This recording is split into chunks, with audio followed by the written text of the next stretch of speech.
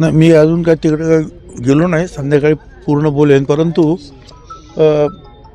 समीर भाऊ येवल्याला त्यांचं मतदान होतं. ते मतदान करून तिकडे चालले होते नांदगावला, आणि ते त्या कांद्याशी संबंधित काहीतरी शाळा हायस्कूल काहीतरी आहे तिकडे इन्स्टिट्यूट. तर तिकडे त्याने पाहिलं की खूप गाड्या आणि खूप लोक आहेत. तर तो म्हणाला इथे तर केंद्र वगैरे काही नाही, तर मी इथे लोक कुठले आले हे, म्हणून तो बघायला गेला. ते हे सगळे बाहेरचे लोक, अनेक लोक त्यांनी आणून ठेवलेले होते. त्यामुळे तो चौकशी करायला लागला.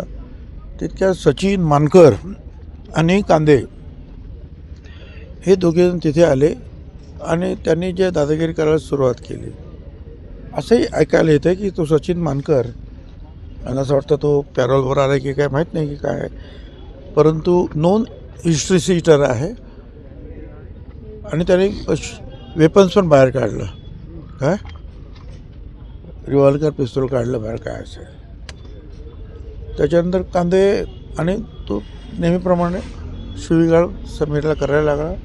समीर पण म्हणाला मी घाबरत नाही, हे कोण आहे ते सांग अगोदर, काय, आणि यांना हे काय इथे आलेले आहेत हे. जर आणि पोलीस SP जर आज आम्हाला 2 दिवस मागचे म्हणतो की आम्ही बाहेरच्या लोकांना तुमच्या पण नाही ठेवणार, यांच्या पण नाही ठेवणार, आणि बाहेर काढत आहात, मग हे लोक का आले तिथे, हे जर वोटर्स नाही ते कशाला आले. त्याच्यानंतर मग तो कांदे आणखीन ते पोलिसांनी काय केलं नव्हतं. आणि मग समीर भाऊने त्याच्यावर ऑब्जेक्शन घेतल्यानंतर तो कांदे चिडला. तो म्हणाला तुझा मर्डर फिक्स आहे, फिक्स मर्डर फिक्स, आज मोठ्यानं ओरडत होता. मग समीर भाऊला जा करता मर्डर, मी पण घाबरत नाही तुझा, काय, पण मी लढल्याशिवाय राहत नाही. आता चाललं होतं. तर म्हणता काय हे त्यावेळेला काय वरद असतो कोणाचा, काय आमदार म्हणून किंवा काय, आणि त्याच्यामुळे ज्या गोष्टी होतात.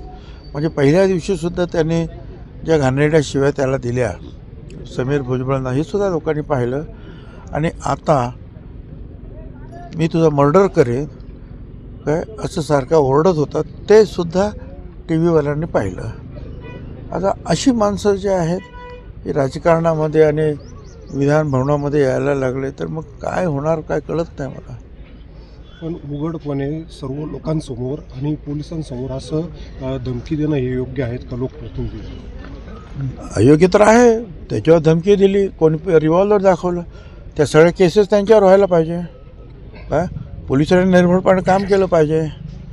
काय पोलीस ज्या आपल्या कर्तव्याला चुकत असतील आणि कोणाच्या तरी प्रेशरखाली जर काम करत असतील, तर महाराष्ट्राच्या पोलिसांचं तर मी प्रमुख म्हणून काम केलं आहे. असे पोलीस यंत्रणा मी कधी अपेक्षितसुद्धा केलेली नाही.